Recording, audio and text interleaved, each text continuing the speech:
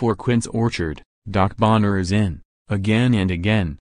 Doc Bonner had just scored Friday night at North Point to extend Quince Orchard's lead to 26 points, and the Cougars quarterback looked to the student section. There were still about 14 minutes left in the Maryland 4A semifinal game, and Bonner didn't like that his supporters already were focusing on next week's nemesis, number 1 Wise. So he waved his arms in disapproval, and rounds of "We Want Wise" chants immediately stopped. The students were silent.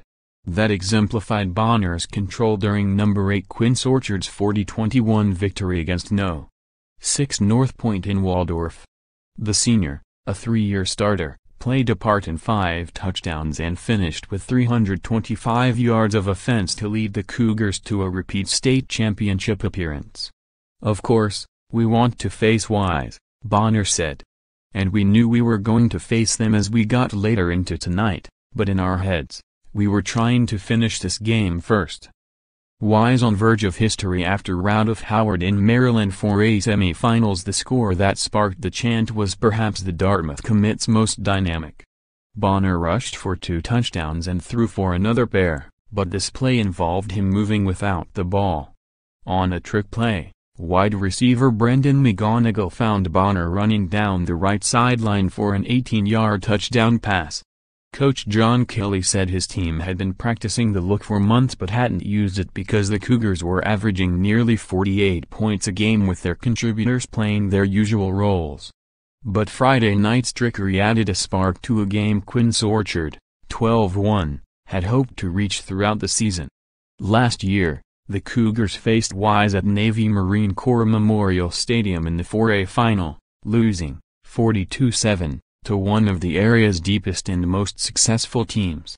So after ending the first state semi-final appearance for North Point, 12-2, in disappointment, Kelly reminded his players that they, too, were perennial contenders. Then Bonner interrupted. "I'm thankful you guys got me back here," he yelled from the middle of the huddle, referring to the concussion he suffered in last year's state final that required an emergency helicopter ride from the field in Annapolis to the University of Maryland Shock Trauma Center in Baltimore. "Now it's revenge, revenge, revenge. He's a special player," Kelly said. "He's an elite player, and when you're an elite player, you can make the plays like he made tonight." Bonner completed 64.7% of his passes for 213 yards and added 112 on the ground. One of his final carries, a 1-yard touchdown rush with about 7 minutes left in the game, angered the Eagles. After the extra point ended in some verbal sparring, Kelly pulled his team in to regain its focus.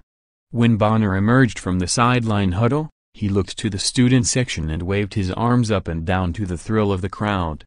"I knew this game was going to decide it all, whether I would actually be able to finish my career next week," Bonner said. "I knew I had to go all out and hype up